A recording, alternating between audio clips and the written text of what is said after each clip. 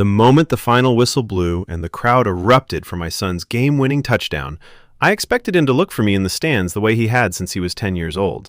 Instead, he turned toward the sideline, pointed straight at me behind the chain-link fence, and shouted loud enough for the entire stadium to hear, "Get that old leech out of here! We don't need his money or his face on our championship photos." Security was already moving before I could even process the words. By the time they reached me, the video was already uploading. I stood there in the cold November wind, 68 years old, wearing the same faded blue hoodie I'd worn to every one of his games since Pee Wee. The same hoodie I bought with the last $20 in my checking account the week after his mother died. The security guard's hand landed on my shoulder, firm but not rough. "Sir, you need to leave the field area." I didn't argue. I just looked past him at my son, at Dylan, who was already turning back to his teammates, laughing, slapping helmets, acting like the words had never left his mouth, like I had never existed. I walked out of that stadium under my own power, but something inside me had already died. Not the loud, dramatic kind of death you see in movies. The quiet kind. The kind where you realize the last 17 years of your life were spent feeding a machine that had no intention of ever feeding you back. Because here's what the cheering crowd didn't know, and what the viral clip never showed. I had given that boy everything. I had coached 3 different high school teams, worked summer construction, sold my late wife's jewelry, refinanced the house twice, and cashed out my entire 401k just so Dylan could have the best trainers, the best camps, the best cleats, the best nutritionist. When he tore his ACL at 16, I drove him to the specialist in Chicago, 7 hours each way, and paid the $9,400 surgery bill out of pocket because the school insurance had a 6-month waiting period. When college scouts started circling in his junior year, I took a second mortgage on the only asset I still owned, the modest 3-bedroom house his mother and I bought in 1998, so I could fly him to 7 different showcase camps. $14,200 in airfare, hotels, and registration fees alone. I kept every receipt. I still have them. By the time Dylan was a senior, I had poured $187,400 into his football dream. Not gifts, not helping out, actual tracked money. Rent on the apartment he shared with 3 other players so they could focus on ball. Groceries when the Boosters Club forgot. New tires on his truck when the old ones went bald. Private quarterback coaching at $150 an hour, twice a week for 2 years. Medical bills. Tutoring when his grades slipped. Even the $3,800 custom game day suit his girlfriend, now fiancé, insisted he needed for senior night. I never asked for a thank you. I never expected one. I just wanted to be there on the sideline when he signed his letter of intent. I wanted one picture where I stood next to my son instead of behind a fence. Instead, I got old leech. The video hit local Facebook groups before I even made it home. By midnight, it had 47,000 views in our county alone. Comments poured in. Some called Dylan a disrespectful punk. Others said I must have done something terrible for my own son to speak to me like that. A few boosters who had watched me hand over thousands in anonymous donations over the years suddenly remembered I was always hanging around the locker room. One even posted, "Coach Harlan was cool until he started acting like he owned the team because he paid for a few things." A few things. I sat at my kitchen table that night with a yellow legal pad and started writing numbers. Not out of anger, out of cold accounting. Because if my son wanted to declare me irrelevant in public, I was going to make sure the numbers told the real story. Rent on the player's apartment? $650 a month for 28 months while he lived there. $18,200. Private QB coach, 92 sessions at $150. $13,800. ACL surgery and rehab, $9,400 plus $2,700 follow-ups, $12,100. 7 showcase camps, $14,200. Groceries, gas cards, protein supplements, new cleats every season, winter training gear, SAT tutoring, college application fees, official visit hotels. The list went on for 3 pages.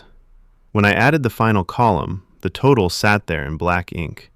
$187,400.62. I stared at that number until the kitchen light started to hurt my eyes. Then I did something I had never done in 17 years of being Dylan Harlan's father. I stopped the automatic transfer I had set up for his monthly living expenses. $800 that was still hitting his account every 1st and 15th, even after he turned 20. I logged into the bank app, canceled it, and felt nothing. No guilt, no second thoughts, just the quiet click of a boundary finally locking into place. The first call came at 2:17 a.m. "Dad, what the hell? The rent just bounced." Dylan's voice was tight, half angry, half panicked. "They're saying I have until Friday or they're changing the locks." I kept my tone even. "Then I suggest you speak to your new family. The ones who don't need an old leech in their championship photos." Silence. Then, "It was just trash talk, Dad. Locker room stuff. You know how it is." "I know exactly how it is," I said.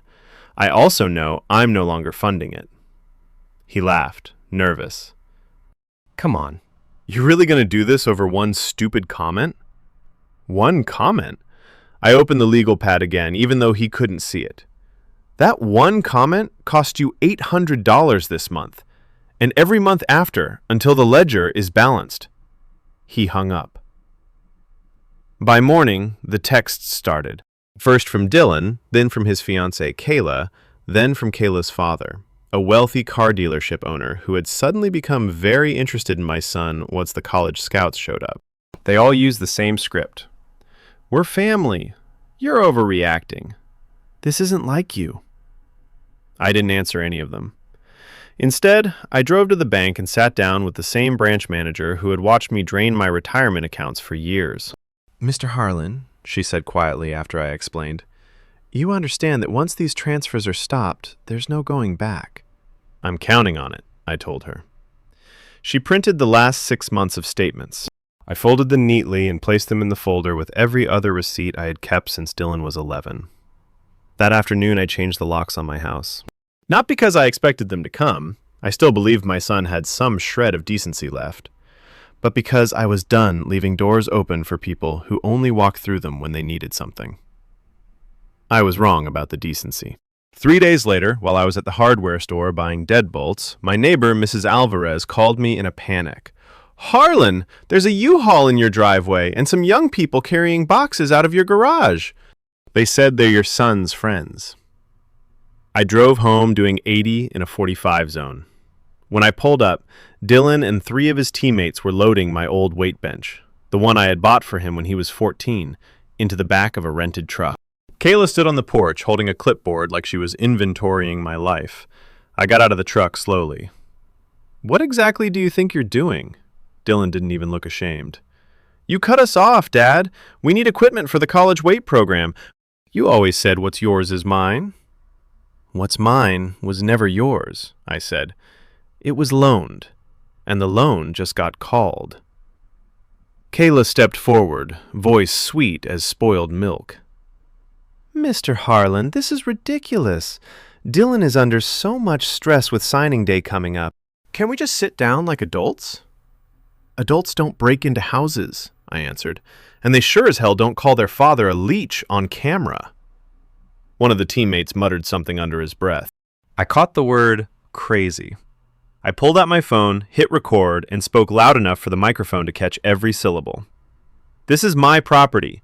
You have 10 minutes to put everything back exactly where you found it. After that, I call the police and file trespassing and theft charges. And before you think I'm bluffing, remember I still have every canceled check, every wire transfer, and every text where you asked for money." They put the bench back, slowly, grudgingly, but they did it. When the truck finally pulled away empty, I stood in my driveway and felt the first real breath I had taken in days. The house was quiet again. My house. But I knew this wasn't over. People like Dylan and Kayla don't walk away from $187,000 without a fight. They escalate. I was ready when they did. The next morning, my phone lit up with a number I didn't recognize. I let it ring through to voicemail. 30 seconds later, a text appeared. Mr. Harlan, this is attorney Richard Lang from Lang & Associates. Your son Dylan has retained us regarding concerns about your mental capacity and financial decision-making. We'd like to schedule a wellness check and discuss voluntary conservatorship. Please call at your earliest convenience. I read the message twice, then saved the number under Dylan's lawyer. No exclamation points, no caps, just the facts. I had expected anger, maybe even a screaming match. I had not expected them to come at me with paperwork this fast. But money makes people efficient. I drove straight to the office of Elena Vargas, the estate attorney whose name had been on a magnet on my fridge for 12 years. I had never needed her until now. She listened without interrupting while I laid out the receipts, the bank statements, the second mortgage papers, and the video clip that was still circulating. When I finished, she leaned back in her chair. They're not coming after you because they're hurt, Harlan. They're coming because they're broke and scared. Dylan's signing bonus from that small Division II offer is only $40,000, and Kayla's father already made it clear he's not floating them indefinitely. They need your house and whatever is left in your name to keep the dream alive. She tapped the folder. We treat this as a loan ledger from day one. Every dollar you documented becomes a formal debt. We file a civil claim for repayment plus statutory interest. And we prepare a motion to dismiss any conservatorship petition before they can even file it. I asked the only question that mattered. How long until they feel it? Fast if we move first, she said. But you need to lock everything down today. That afternoon, I did 3 things in order. First, I opened a new checking and savings account at a credit union across town. 0 balance transferred from the old account. I left just enough in the old one to look normal, $412.17, and set up alerts for any activity. Second, I had a security company install 4 exterior cameras and a doorbell cam with 2-way audio. The tech showed me how to live view from my phone. I tested it by walking to the mailbox. Crystal clear. Third, I sat at my kitchen table with a fresh legal pad and wrote a single-page letter. To whom it may concern, effective immediately, all financial support to Dylan Harlan and any associated parties is terminated. Any prior transfers were loans, not gifts. A full accounting has been prepared. Repayment is expected within 90 days or formal collection proceedings will begin. Sincerely, Coach Thomas Harlan. I scanned it, emailed a copy to Elena, and then, for the first time in 17 years, I slept without setting an alarm for a 5 a.m. workout or a late-night drive to pick up my son from practice. The calls started again the next evening. Dylan at 6:42 p.m. I let it ring. Kayla at 7:19 p.m. Same. Kayla's father at 8:03 p.m. I answered that one. Tom, let's not make this ugly, he said, using my first name like we were old golf buddies. The kids are under a lot of pressure. Dylan's got scouts still watching film. A little stability from family would go a long way. Stability costs money, I replied. I've provided 17 years of it. The ledger says we're done. He laughed, the kind of laugh rich men use when they think they're still in control. You really want to go to war with your own son over pocket change? $187,400.62 is not pocket change, and it's not war. It's accounting. He hung up. 2 days later, the first process server showed up at my door. A thick envelope. Petition for temporary conservatorship. They were claiming I suffered from sudden onset paranoia, financial impulsivity, and alienation from family, evidenced by the abrupt cessation of long-standing support and the hostile installation of surveillance equipment. I read it at the kitchen table while the security footage from the front porch played on loop. Dylan and Kayla had driven the process server. They waited in their truck until the papers were handed over, then pulled away like they had just dropped off dry cleaning. I forwarded the petition to Elena with one line. Your move. She filed our response within 48 hours. A 47-page opposition brief that included every receipt, every bank transfer record, every text message where Dylan or Kayla asked for money, and a sworn affidavit from the branch manager detailing how I had managed my own finances without issue for decades. Attached as Exhibit A was the viral video itself, time-stamped, with subtitles of Dylan's exact words. The court set an emergency hearing for the following Thursday. I spent the 3 days before that hearing doing something I hadn't done since my wife died. I went for a walk every morning with no destination. No clipboard of drills, no stopwatch, just boots on pavement and the cold air in my lungs. On the second morning, Mrs. Alvarez waved me over and handed me a thermos of coffee. "Heard what happened at the game," she said quietly. "My grandson plays JV. He showed me the clip. I'm sorry, Coach." I nodded. "Not your fault." "No," she agreed, "but it's still wrong." On the third morning, I stopped at the cemetery and stood in front of my wife's headstone for a long time. I told her the numbers. I told her what our son had said. I told her I was done paying for a love that had never been real. The wind moved through the bare trees like it understood. Thursday morning, I wore the same suit I had worn to her funeral. Elena met me outside the courthouse. "They're going to paint you as bitter and unstable," she warned. "Stay calm. Let the documents speak." Inside the courtroom, Dylan sat at the petitioner's table with Kayla on one side and Attorney Lang on the other. He wouldn't look at me. Kayla kept glancing over, eyes hard. Lang wore a navy suit that probably cost more than my truck. The judge, a woman in her late 50s named Ramirez, called the case. Lang stood first. "Your Honor, we are here out of genuine concern for Mr. Harlan's well-being. In the space of 1 week, he has severed all financial ties with his only son, installed surveillance equipment around his home, and refused any family contact. This represents a marked departure from 17 years of consistent, generous support. We believe he may be suffering from the early stages of cognitive decline or undue influence from outside parties." Elena stood before the judge could even respond. "Undue influence, Your Honor?"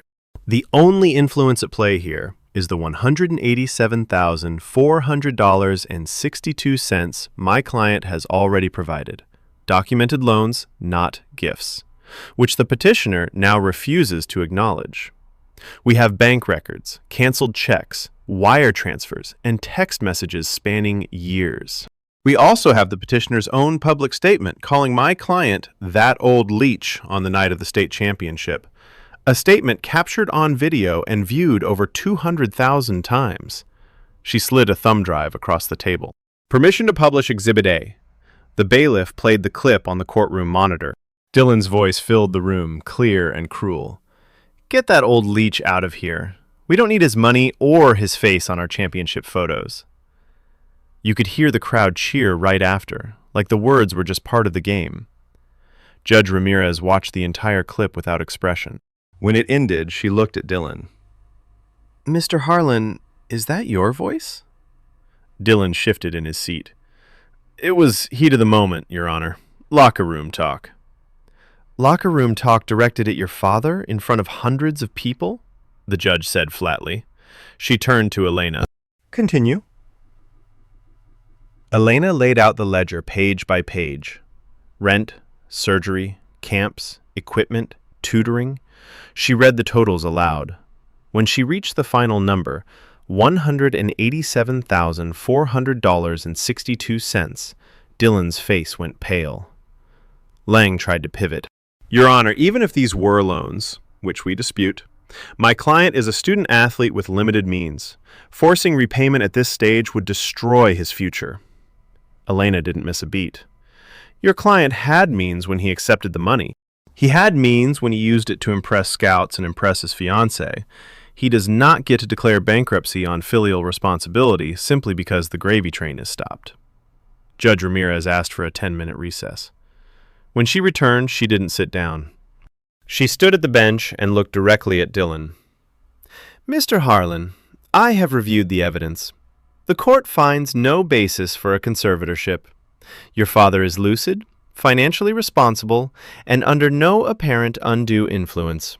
The petition is denied." She paused, then continued.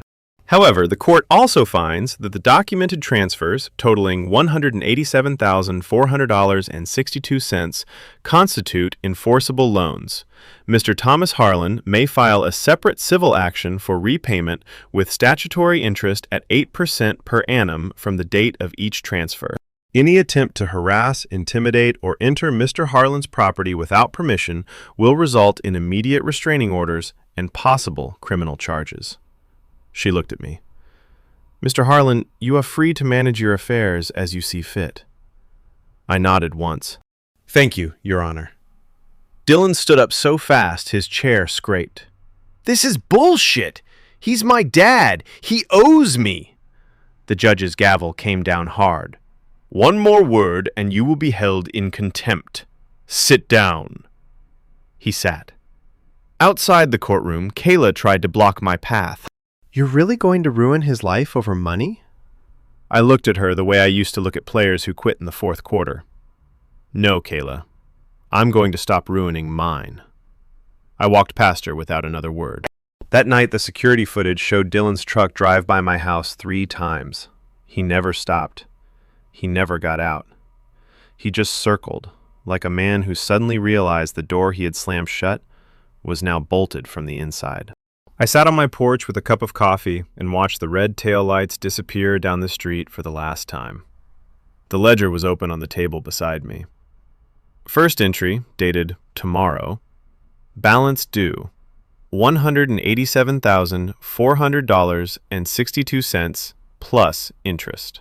I closed the folder, leaned back, and for the first time in 17 years, I felt the weight finally lift off my shoulders. My son had wanted me gone from his championship night. He was about to learn exactly how gone I could be. The next morning, the doorbell camera woke me at 7:12 a.m. I picked up my phone from the nightstand and opened the live feed. Dylan's truck was in my driveway. Kayla sat in the passenger seat, scrolling her phone. In the back seat were 2 men I didn't recognize, one in a cheap suit, the other carrying a metal toolbox. They walked straight to the side gate like they owned the place. I stayed in bed and hit record on the camera app. The man with the toolbox knelt at the back door and started working the lock. Dylan stood watch, arms crossed, glancing up at the new cameras like they personally offended him.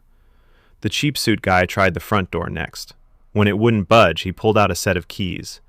My old keys. The ones I had given Dylan years ago when he still called me Dad without sarcasm. The deadbolt held. The new high-security cylinders I had installed did exactly what the hardware store man promised. I let them try for 4 full minutes. Then I spoke through the doorbell speaker, voice calm and flat. "You have 60 seconds to get off my property before I call the police and add breaking and entering to the civil complaint." Dylan whipped around, face flushed. "Open the damn door, old man. We just want to talk." "Talking doesn't require picking my locks at 7 in the morning. 50 seconds. Kayla leaned out the truck window. "This is ridiculous, Tom. We're family. You can't just lock us out of everything." 40 seconds. "And stop calling me Tom." "You lost that privilege the night your fiancé called me a leech on camera." The man with the toolbox stood up fast, muttering something I couldn't catch. They all piled back into the truck. As they backed out, Dylan rolled his window down and shouted toward the camera, "You're going to regret this when the court sees how paranoid you are." I saved the video clip, time-stamped it, and emailed it to Elena with the subject line, "Exhibit B, Attempted Unlawful Entry, 7:12 a.m. today." By 9 a.m., Elena had already filed for an emergency temporary restraining order. By noon, the court had granted it ex parte. Dylan, Kayla, and any agents acting on their behalf were prohibited from coming within 500 feet of my residence or contacting me directly. Any violation would be contempt and possible arrest. I printed the order, highlighted the key paragraphs in yellow, and taped one copy to the inside of my front window where the cameras could see it clearly. That same afternoon, the guardianship petition was formally amended. They doubled down. Now, they claimed my paranoid installation of surveillance equipment refusal of family contact, and abrupt financial cutoff proved I was no longer competent to manage my own affairs. They asked the court to appoint Dylan as temporary conservator with immediate control over my bank accounts, house, and any remaining retirement funds. Elena called me at 3:17 p.m. They're going all in. Hearing is set for next Tuesday. We need to depose everyone involved and get your financials locked down tighter. I spent the weekend preparing. I pulled every single bank statement from the last 10 years and organized them by year in 3-ring binders, color-coded. Green for deposits for my coaching salary and pension, red for every outflow to Dylan, yellow for the second mortgage draws. The total in red ink still sat at $187,400.62. I met with a forensic accountant Elena recommended. He reviewed everything in 2 hours and produced a clean, court-ready summary. All transfers show clear pattern of one-way financial support with zero reciprocal contribution from the recipient. On Monday, I sat for my own deposition in Elena's conference room. Lang asked the questions. He tried to paint me as bitter, lonely, possibly senile. Mr. Harlan, isn't it true you became obsessed with your son's football career after your wife passed? I looked at him evenly. I became focused on giving my son every opportunity his mother and I had planned together. That focus cost me $187,400.62. I have the records if you'd like to review them again. He tried another angle. And now, after one public argument, you cut him off completely and install cameras like you're under siege. Doesn't that seem extreme? One public argument? I slid a printed screenshot of the viral video across the table. This is the argument. 17 years of documented support ended the moment those words left his mouth. The cameras are because 2 days later, he and 3 other people attempted to break into my home. You have the police report and doorbell footage. Lang kept pushing. Have you seen a doctor recently? Any memory issues, confusion about dates or finances? I smiled for the first time. I'm happy to submit to an independent psychiatric evaluation and full cognitive testing. In fact, I already scheduled one for tomorrow morning with Dr. Margaret Klein, board-certified geriatric psychiatrist. You're welcome to attend or request the raw results. He didn't like that. The deposition ended 30 minutes early. Tuesday morning, the courthouse hallway smelled like fresh coffee and nerves. Dylan sat on a bench with Kayla and her father. All 3 looked like they hadn't slept. Lang stood off to the side reviewing notes. I sat alone until Elena arrived carrying 2 large banker boxes of exhibits. Judge Ramirez called us in at 9:30 sharp. Lang opened by repeating the conservatorship request, emphasizing my sudden behavioral changes and risk of self-impoverishment. Elena stood. Your Honor, the only risk here is continued financial exploitation of a retired senior by his adult son. We have prepared a counter-motion to declare the $187,400.62 as enforceable loans and to dismiss this petition with prejudice. She started with the video again. Then the attempted break-in footage. Then the forensic accountant's summary. Page after page of bank records projected on the screen. Every red entry highlighted. When she reached the total, Judge Ramirez interrupted. Counsel, is the petitioner disputing the accuracy of these figures? Lang hesitated. We dispute the characterization as loans, Your Honor. These were gifts from a loving father. Gifts don't usually come with a detailed ledger kept by the giver for 17 years, the judge said dryly. Continue, Miss Vargas. Elena called me to the stand first. I answered every question calmly, citing exact dates and amounts when asked. When Lang tried to rattle me about abandoning my son, I simply replied, I stopped funding an adult who publicly humiliated me and then attempted to break into my home. That is not abandonment. That is self-preservation. Dr. Klein testified next via Zoom. Her report was blunt. Mr. Harlan scored in the 98th percentile for cognitive function in his age group. No signs of impairment. Decision-making capacity fully intact. The documented stress appears situational and directly tied to family financial demands.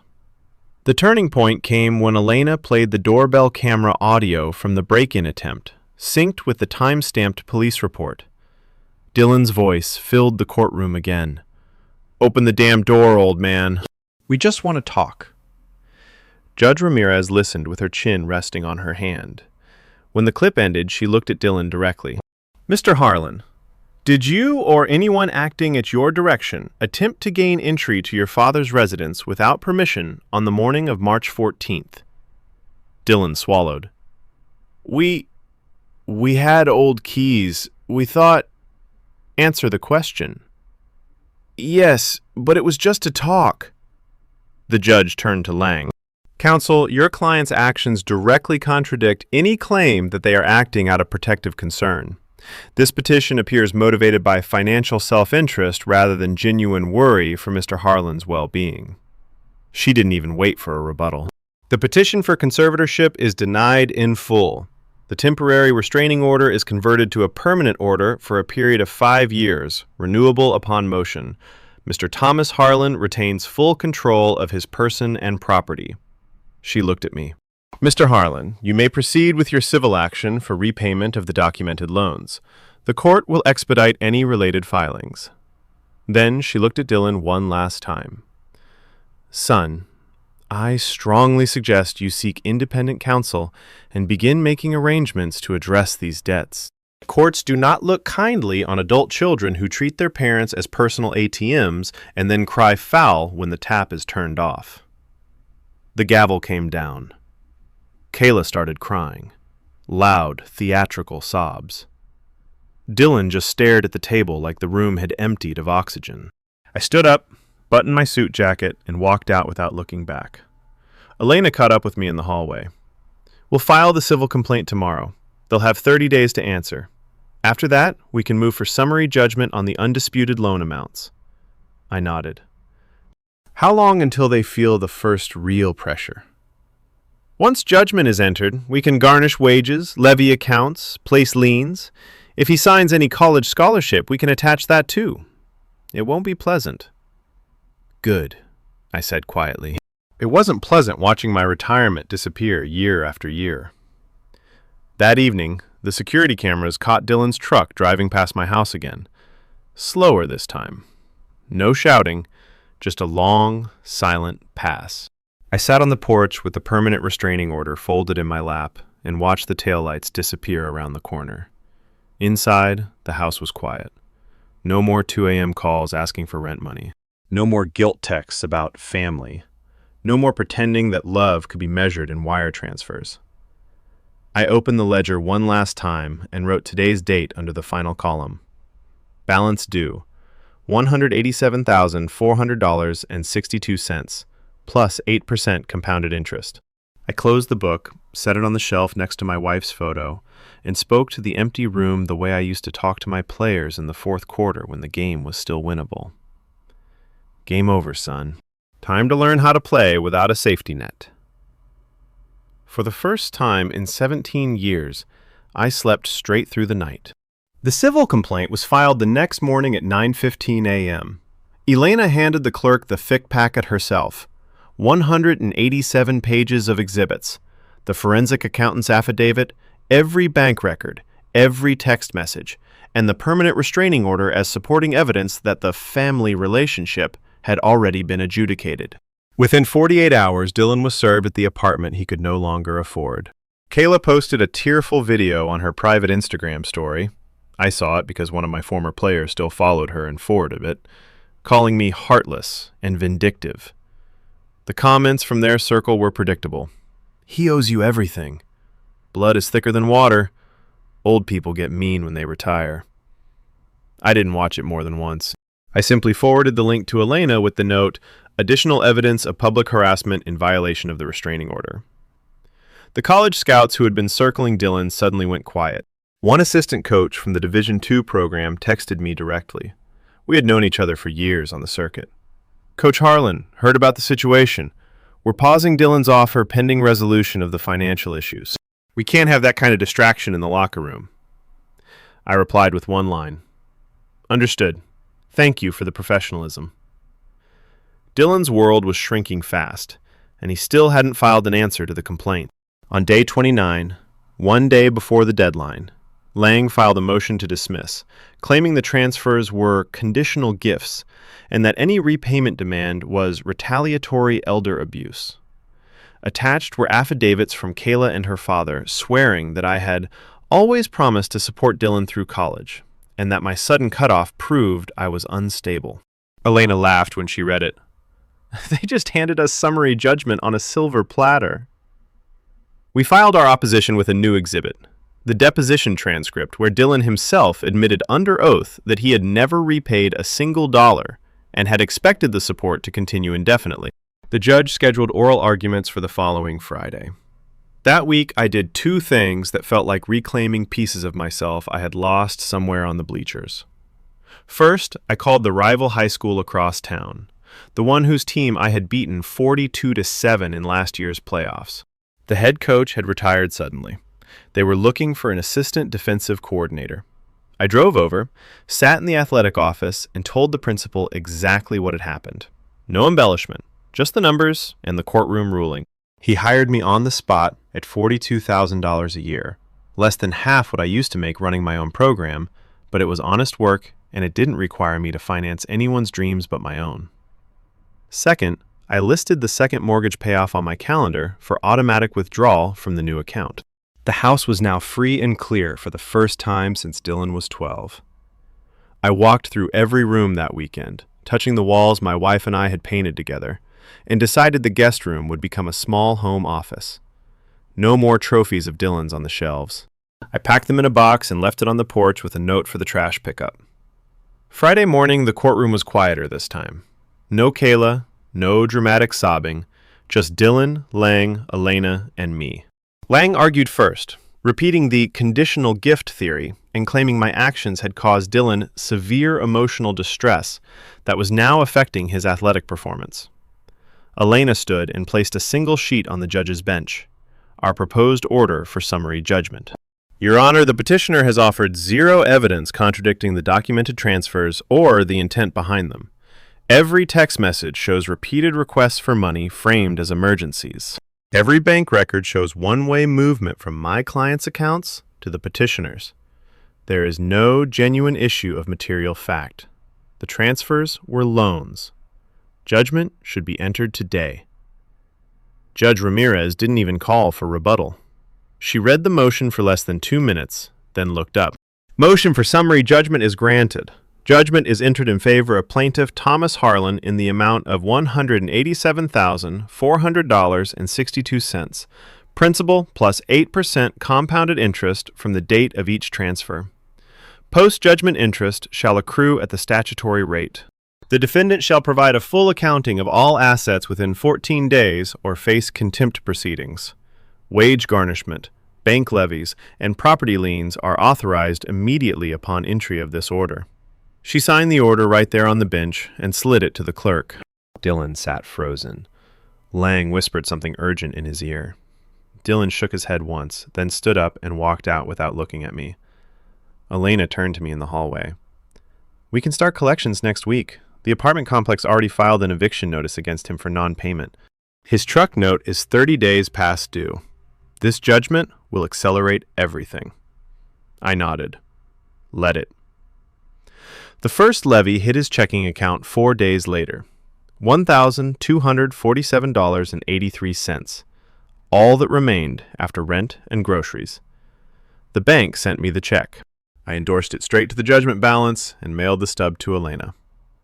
The second levy came from his part-time job at the campus bookstore.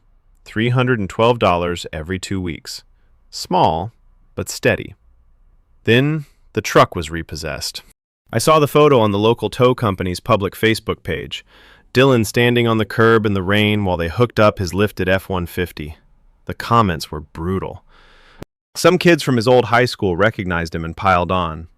That's what happens when you call your dad a leech on camera. I didn't celebrate. I simply updated the ledger.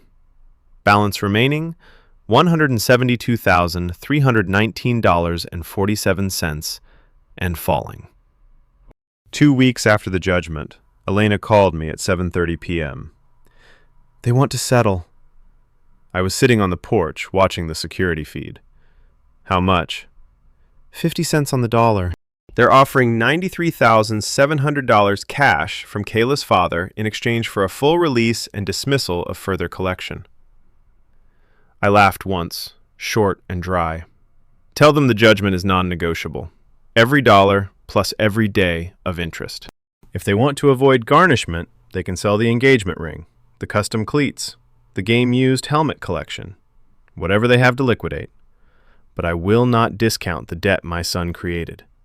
She delivered the message. The counteroffer never came. Instead, the eviction proceeded. Dylan and Kayla moved into a cheap motel on the edge of town. I know because one of my new assistant coaches lived 2 blocks away and mentioned seeing the U-Haul. The college offer was officially rescinded in writing. The email cited failure to meet academic and financial eligibility standards. Dylan's future, the one I had bankrolled for 17 years, was collapsing in real time, and I felt nothing but the quiet satisfaction of a debt finally being called. One Thursday evening in late April, the doorbell camera lit up again. This time it was only Dylan. No truck, no Kayla. He stood on the sidewalk exactly 501 feet away. I checked the distance on the app, holding a single sheet of paper. He spoke toward the camera, voice hoarse. "Dad, the court says I have to give you this financial disclosure. I'm mailing it, but I wanted you to see it in person. Everything's gone. The scholarship, the apartment. Kayla's dad cut us off. I'm sleeping on a friend's couch. I don't know what to do."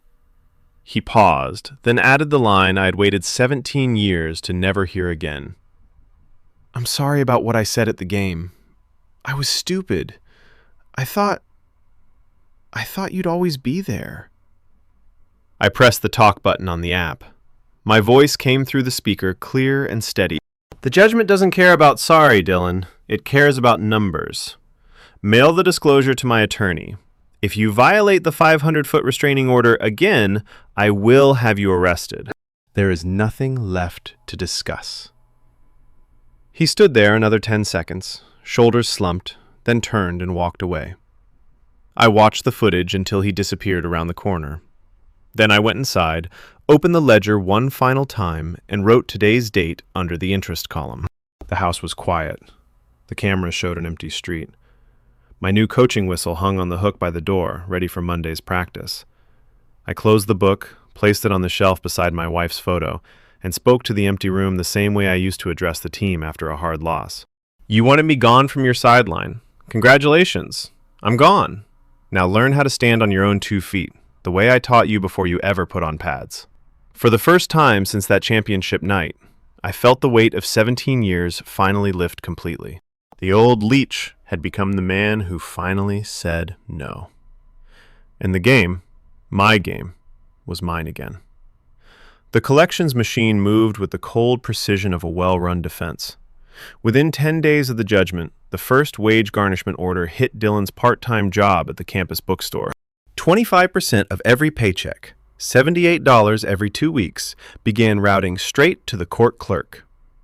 I received the disbursement notice in the mail and endorsed it the same afternoon. The ledger balance dropped another $156. The apartment complex finished the eviction. The sheriff's deputy posted the notice on the door while Dylan and Kayla were at the motel. They lost the security deposit, the furniture I had helped buy, and the last shred of stability they thought my money would always provide. Kayla's father publicly distanced himself in a terse statement to the local sports blog. "My family is no longer involved in Dylan Harlan's affairs. We wish him well in resolving his personal matters." Translation: the cash spigot had been turned off permanently. Dylan tried one last Hail Mary. On a rainy Tuesday evening, my phone rang from a number I didn't recognize. I answered on speaker while the security app recorded the audio. "Dad, it's me." His voice was raw, stripped of the cocky edge that used to fill locker rooms. "I'm at the motel off Highway 9. Kayla left yesterday. Took the last of the cash and the engagement ring. Said she didn't sign up for this. I've got nothing left. The school pulled my class registration because I can't pay tuition. I'm literally sleeping in my car tonight." I let the silence stretch. He kept talking, faster now. "I know I screwed up. The leech thing, that was heat of the moment. I was scared the scouts were watching. I never meant it. You raised me better than that. Just help me get back on my feet. One last time. I'll sign anything. I'll pay you back with interest. I swear. I looked at the ledger sitting open on the kitchen table. The running total now stood at $169,847.19 after the latest garnishments and interest accrual. My answer was quiet, measured. The same tone I used on the practice field when a player tried to negotiate extra reps. Dylan, the court has already ruled. The debt is yours. The house, the accounts, the future, none of it belongs to you anymore. You made your choice on national championship night in front of 2,000 people in a live stream. I made mine the moment security escorted me out. There is no one last time. There is only the judgment. He started to cry. Not the calculated tears Kayla used to manufacture. Real, choking sobs of a 20-year-old who had never once been told no until the day the world finally set it back. Please, Dad. I'm your son. You stopped being my son the day you treated me like an ATM with an expiration date. Now you're a debtor. Mail the financial disclosure to my attorney as ordered. Update your address with the court for service of process. That's all the contact you get. I ended the call. The doorbell camera caught him driving past the house again that night, slowly, windows down, staring at the lighted porch like he could will the old life back. He stayed exactly 501 feet away. The restraining order held. The next morning, Elena filed the motion to compel the full asset disclosure. Dylan's new court-appointed attorney, a public defender assigned after he claimed indigence, responded with a bare-bones list. 2008 Honda Civic worth $1,200. Clothes, 1 duffel bag of football gear, and $37 in a checking account that had already been levied. The judge ordered him to appear for a debtor's examination in 30 days. I used the intervening time to settle into the new coaching job. The rival high school's defensive line was soft and undisciplined when I arrived. By the second week of spring ball, they were running drills with the same tempo I used to demand from Dylan's old teams. The head coach pulled me aside after practice one afternoon. Harlan, whatever happened with your boy, it's none of my business. But these kids respect the hell out of you. They've heard the stories. They know you don't play favorites and you don't tolerate excuses. That's what we needed. I nodded once. I coach ball, not dreams built on someone else's retirement. Word of the judgment had spread through the local sports community like wildfire. Former players from my old team started reaching out, not with pity, but with quiet respect. One sent a new set of coaching whistles engraved with my initials. Another dropped off a case of protein bars at the field house with a note, for the man who finally stopped carrying the whole team on his back. I accepted the gestures without fanfare. The ledger was still the ledger. The boundaries were still the boundaries. The debtor's exam was held in a small conference room at the courthouse annex. Dylan showed up in the same hoodie he had worn the night of the championship game, the one I had bought him after his first start as a sophomore. It hung loose on him now. He had lost weight. His eyes were hollow. The court reporter swore him in. Elena conducted the examination with surgical calm. Mr. Harlan, please state for the record all sources of income you have received in the last 60 days. None, except the bookstore job that got garnished. List all assets with current fair market value. He recited the pathetic inventory again. When he reached the football gear, Elena slid a photo across the table. The custom helmet I had paid $680 for, still sitting in his duffel. That helmet was purchased with funds from my client. It is subject to levy as partial satisfaction of the judgment. You will surrender it to the sheriff within 7 days.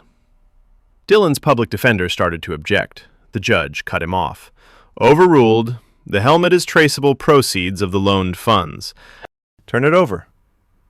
By the end of the hour, Dylan had agreed, under court order, to surrender the helmet, the remaining cleats, and any future athletic scholarship money or signing bonus that might materialize. The judge also ordered him to update the court with any new employment within 48 hours of acceptance. As we walked out, Dylan paused in the hallway, voice barely above a whisper. Dad, I'm starting to understand what you meant by leech. I just never thought it would feel like this. I stopped, but didn't turn around. Feeling it is the first step toward becoming a man who doesn't need one. The rest is up to you. Stay on your side of the 500-foot line. I kept walking. That evening, I sat on the porch with the updated ledger. The balance had dropped another $2,400 after the latest garnishments, and the projected value of the surrendered gear, $167,319.82 remaining. The sun was setting behind the neighbor's oak trees. Mrs. Alvarez walked over with 2 glasses of iced tea and sat on the second step without being invited. "Heard he was in court again today," she said quietly. He was. "You sleeping better?" Best sleep I've had since his mother died. She nodded, sipped her tea. "You did right, Coach. Some kids have to lose everything before they learn the value of anything." I didn't answer. I didn't need to. Inside the house, the security system hummed softly. The new defensive playbook sat open on the kitchen table, marked with red pen where I had adjusted coverages for next Friday's scrimmage. My phone buzzed once, a text from the head coach. "Defense looks sharp today. Keep doing what you're doing."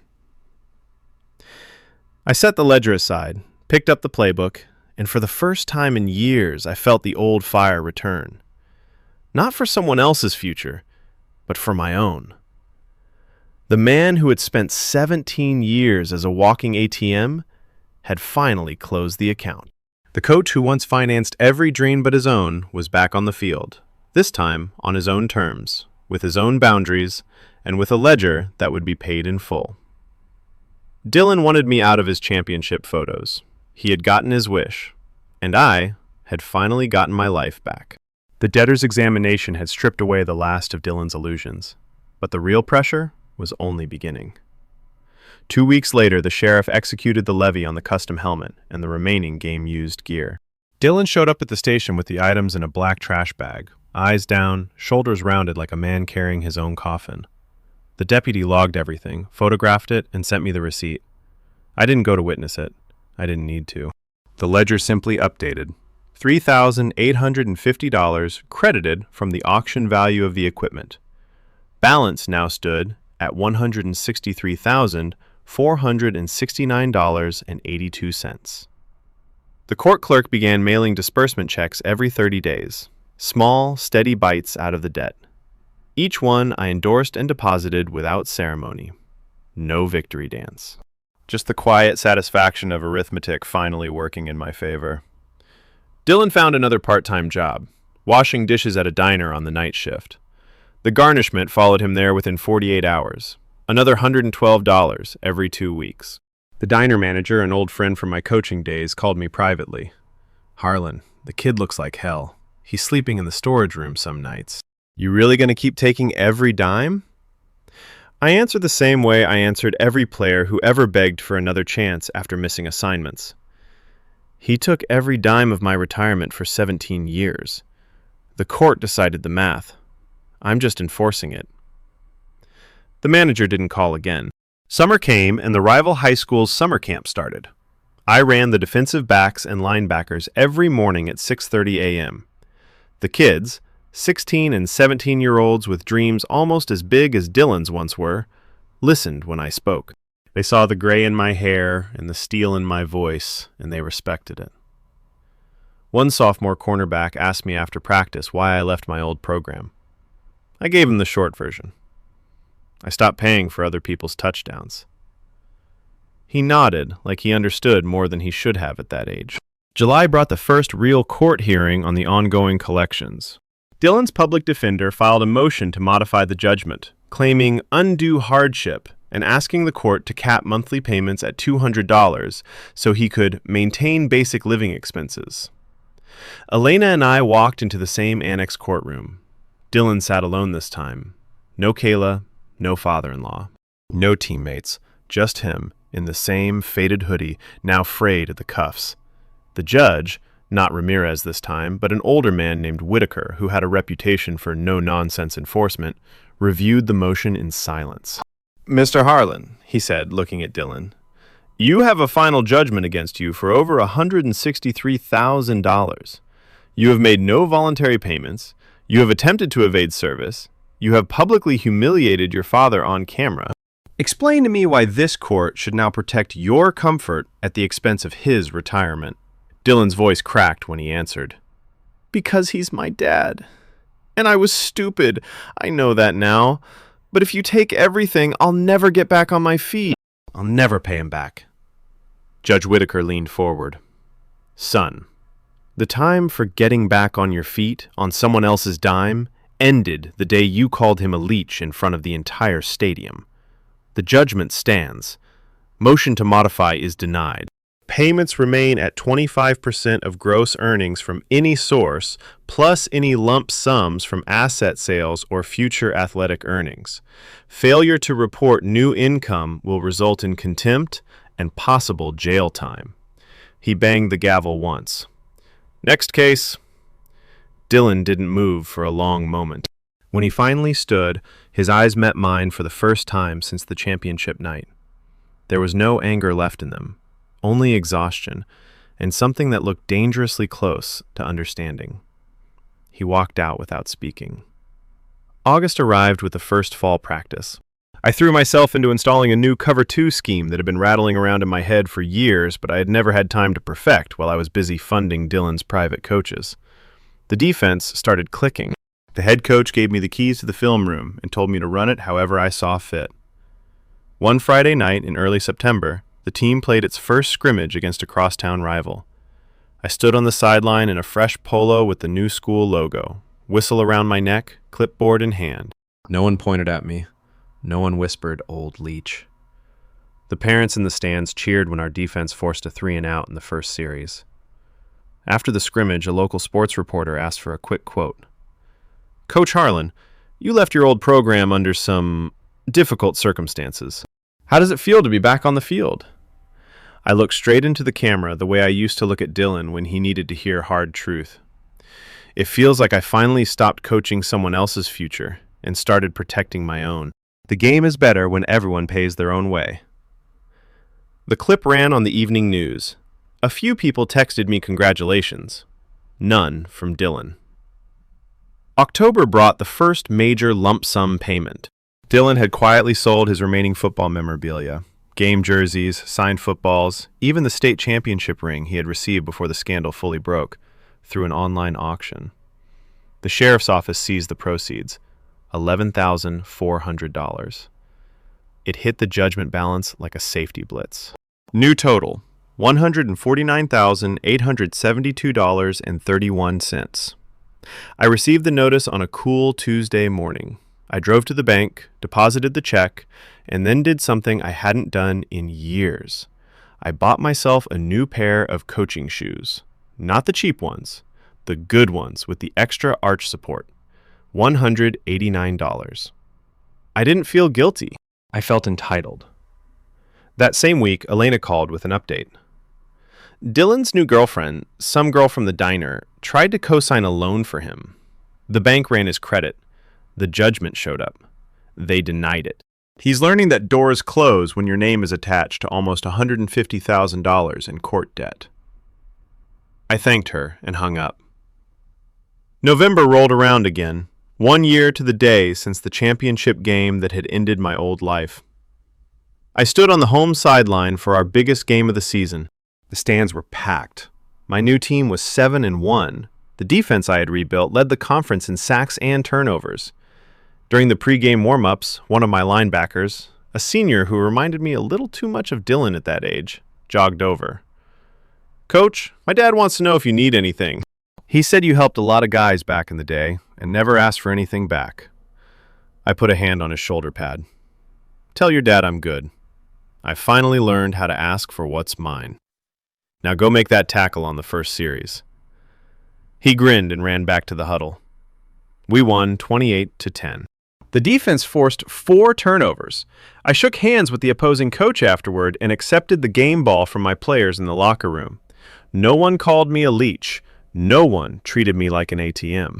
They treated me like Coach Harlan, the man who demanded excellence and paid for it with his own sweat, not his savings. That night, I sat on my porch with the updated ledger. The balance had dropped to $142,319.67 after another garnishment and the memorabilia sale. The security cameras showed an empty street. The restraining order had held for 8 months now. Dylan had not crossed the 500-foot line again. I closed the ledger, set it on the shelf next to my wife's photo, and spoke to the quiet house the way I used to address the team after a championship win. Calm, final, proud. You wanted me out of your life, son. You got it. Every dollar is coming back. Every boundary is locked in place. And me? I'm still standing on the sideline, just not yours anymore. I turned off the porch light and went inside. For the first time in 17 years, the only future I was coaching was my own. And it felt like the biggest victory I had ever earned. The collections machine kept grinding through the winter. By mid-December, the balance had fallen to $128,447.92. Another garnishment from the diner job, a small tax refund the IRS seized and forwarded, and the court-ordered sale of Dylan's 2008 Honda Civic added another $4,800 after auction fees. The car had been the last thing of value he owned. Now he rode the bus or walked. I received the disbursement check 2 days before Christmas. I deposited it, then drove to the same hardware store where I had bought the new deadbolts a year earlier. This time, I bought myself a set of high-end golf clubs. Nothing extravagant, but new, not the used set I had given Dylan when he was 15. $429. I paid cash and felt nothing but the clean satisfaction of spending money that was finally, unequivocally mine. Christmas morning, I woke up alone in the quiet house. No frantic calls about rent, no guilt texts, no emergency Walmart runs for protein powder. I made coffee, sat at the kitchen table, and opened the ledger one more time. Balance: $124,319.67. I closed it, placed it back on the shelf, and spent the day doing something I hadn't done since my wife died. I watched old game film of my own teams, not Dylan's. I took notes. I laughed at mistakes I used to scream about. I felt the old coach inside me wake up fully, no longer chained to someone else's dream. New Year's Eve brought the next court date, a status hearing on the ongoing collections. Dylan appeared via Zoom from what looked like a cheap studio apartment he was sharing with 2 other dishwashers. His public defender looked exhausted. Elena presented the updated ledger and the latest disbursement records. Judge Whitaker reviewed the numbers in silence, then looked at the screen. Mr. Harlan, you are currently employed? Yes, sir. Night shift at the diner. And I'm trying to get back into school part-time. Trying, the judge repeated. The judgment does not care about trying. It cares about paying. You have made no voluntary payments in 13 months. The court will continue the wage garnishment at 25% and authorizes additional levies on any future tax refunds or bonuses. If you receive any athletic-related compensation, even a tryout stipend, it is subject to immediate attachment. Do you understand? Dylan nodded, eyes on the table in front of him. Yes, Your Honor. The judge signed the order and ended the hearing. After the screen went black, Elena turned to me in the conference room. He's bleeding out financially. The diner job barely covers rent and food after garnishment. His credit is destroyed. No landlord will rent to him without a cosigner, and no one will cosign. The girlfriend is long gone. He's learning the hard way what it costs to burn the only bridge that ever carried him. I nodded once. Good. February brought the first real thaw and the first real crack in Dylan's silence. He sent a single text from a new number. The old one had been disconnected for non-payment. Dad, I'm working 2 jobs now. I put $300 aside this month. Can I bring it to your attorney instead of waiting for garnishment? Maybe we can talk about a payment plan. I forwarded the text to Elena without answering. She replied within the hour. We will accept voluntary payments only through counsel. No direct contact. No negotiation on the balance or interest. The judgment is final. I never responded to Dylan. March arrived with spring ball. My defense was now the best in the conference. The head coach offered me a full-time contract with a small raise, $48,000 plus benefits. I accepted on the spot. The paperwork felt like signing my own emancipation papers. One afternoon after practice, the athletic director called me into his office. Harlan, there's a reporter from the state paper who wants to do a feature on you. The coach who walked away from his own son's program and rebuilt here. They're calling it From Leech to Legend or some nonsense. You interested? I thought about it for 3 seconds. Tell them the truth. I stopped being a wallet and started being a coach again. If they want to print that, fine. If not, I'm not interested. The story ran 2 weeks later. The headline was cleaner than I expected. Veteran coach reclaims his sideline after family financial reckoning. The article included the court judgment amount, the viral video clip, and a short quote from me. I gave everything for 17 years. When it was thrown back in my face, I took it all back. Legally, financially, and emotionally. Boundaries aren't cruelty, they're survival. The article went mildly viral in coaching circles. Former players from my old teams shared it. A few parents from Dylan's old high school sent me private messages of support. None from Dylan. April brought the balance below $100,000 for the first time. $97,842.19. The court had attached Dylan's tax refund, $1,947, and another $800 from an insurance settlement on the wrecked Civic. Every dollar hurt him more than it helped me, but the math was relentless. One warm Saturday in late April, I was mowing the front lawn when the security app buzzed. Dylan stood on the sidewalk exactly 501 feet away, holding an envelope. He didn't speak into the camera this time. He simply raised the envelope so the lens could see it, then walked to the mailbox at the curb, placed it inside, and left. I waited until he was gone, then retrieved it.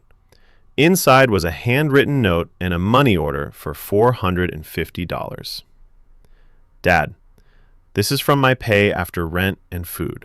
It's not much, but it's voluntary. I'm not asking for anything. I just wanted you to know I'm starting to understand what I did. The court says I owe the rest. I'll keep paying what I can. I'm sorry for the game. I'm sorry for everything after. Dylan. I read it twice, then placed the note in the ledger as an exhibit and deposited the money order the next banking day. The balance dropped to $97,392.19. I did not reply. May brought the end of the school year and the biggest single payment yet. Dylan had taken a third job, weekend construction cleanup, and had somehow saved $2,800. He wired it through his attorney. Elena confirmed it was clean, no strings. I accepted it. The ledger clicked down to $94,592.19. The rival high school's season opener was scheduled for the last Friday in August. I spent the summer installing a new blitz package that had the offense cursing in practice. The kids bought in completely. They knew my story now. They knew I demanded accountability because I had finally demanded it from myself.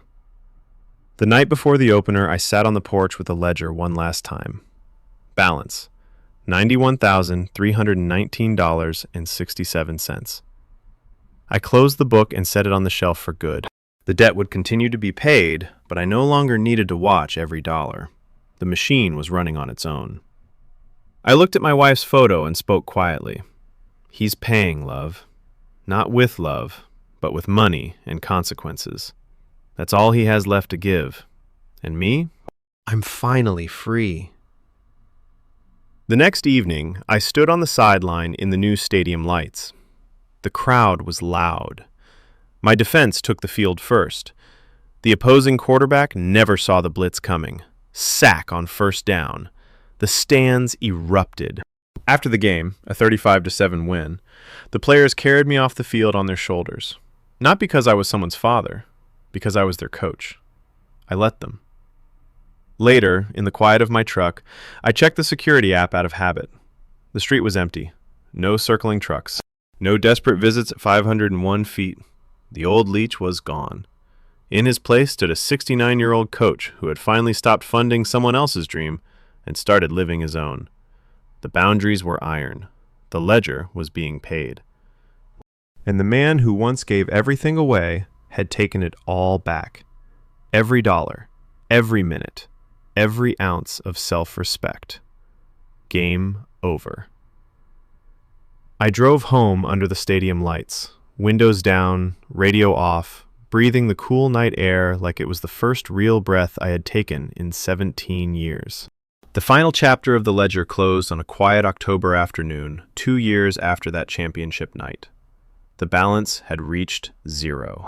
$91,319.67 had been paid down through relentless garnishment, voluntary payments, seized tax refunds, auctioned possessions, and one final lump sum when Dylan managed to land a low-level warehouse job with overtime. The last check, $3,247.19, cleared on a Wednesday. Elena sent me the satisfaction of judgment paperwork the same day. I signed it, filed the original with the court, and received the stamped copy back by mail the following week. I placed that final document inside the ledger, closed the cover for the last time, and slid the entire book onto the top shelf of the hall closet, behind a box of old game tapes. It would stay there, a closed chapter, not a shrine. Dylan never called to celebrate the payoff. He never asked for a receipt or a thank you. He simply kept making the payments through counsel until the court declared the debt satisfied. The last time I saw him was from a distance at the county courthouse when he appeared to confirm the final disbursement. He looked thinner, older than 22, dressed in work boots and a faded warehouse polo. Our eyes met for half a second across the lobby. He gave a small, tired nod. I returned it once, then turned and walked out. No words, no hug, no forgiveness scene. The restraining order had expired the month before, but the distance between us remained exactly where I had set it. He had learned the hardest lesson a man can learn. The world does not owe you the lifestyle your father financed. I never asked what happened to Kayla. I never followed up on whether he finished school or tried to play ball again. Those details no longer belonged to me. My job as his father had ended the night he publicly declared me unnecessary. The court had simply made it official, with numbers and stamps. My life, on the other hand, had quietly become mine again. I was now the full-time defensive coordinator at the rival high school. The team finished the season 11-2 and made the state playoffs for the first time in 8 years. The defensive backs I coached earned all conference honors. 3 of them signed letters of intent to small colleges, on their own merit, with their own grades, and with financial aid packages that did not require their parents to drain retirement accounts. After the last playoff game, the head coach pulled me aside in the locker room. "Harlan, the AD wants to talk to you about taking over as head coach next year when I retire. You've earned it." I told him I would think about it. I already knew my answer would be yes. Not because I needed the title, but because I finally had the freedom to coach without any invisible ledger hanging over my head. The house was paid off. The new golf club saw regular use on Saturday mornings with a group of retired teachers and coaches who asked no questions about my son. I took a week-long fishing trip to the lake my wife and I used to visit, the first vacation I had allowed myself in 20 years. I sat on the dock at dusk, pole in hand, and realized I no longer measured every dollar against what Dylan might need next month. Mrs. Alvarez still brought over iced tea on warm evenings. We talked about her grandchildren, my new playbook ideas, and the weather. She never pressed for details about Dylan. She understood that some stories end not with reconciliation, but with clear, permanent boundaries. One crisp Friday night in late October, I stood on the home sideline again. The stadium lights were bright, the crowd loud, the defense I had built flying to the ball on every snap. We led 24-7 at halftime. During the break, one of my sophomore linebackers, the same kid who had once asked why I left my old program, jogged over. "Coach, my dad said you used to coach his cousin back in the day. He said you were the best, but you had some family stuff. Is it true you cut your own son off?" I looked at him evenly, the same way I looked at every player who needed straight talk. "It's true. He called me an old leech on camera the night he won the state championship. I stopped being his bank account the next morning. The court made him pay back every dollar with interest. He did. Now he stands on his own feet, and I stand on mine. That's all there is to it." The kid nodded slowly, processing. "That's cold, Coach." "No," I said. "That's fair. Cold would have been letting him keep using me until I had nothing left. Fair is making a man pay for what he took. Now get back in the huddle and make that tackle on 3rd down." He grinned and ran off. We won 31-10. After the game, the players presented me with the game ball. I held it in the locker room while they chanted my name. Not because I was anyone's father, because I was their coach, the man who demanded excellence and never asked them to carry his personal failures. Later that night, I sat on my porch with a single beer and the satisfaction of judgment letter folded in my lap. The security cameras showed an empty street. The house was quiet. My retirement accounts were rebuilding slowly but steadily. My health was good. My days were my own. I looked up at the stars and spoke to the empty night the way I used to talk strategy on the practice field. Calm, final, at peace.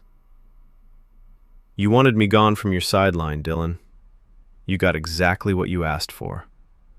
I took back every dollar, every hour, every piece of myself I had given away.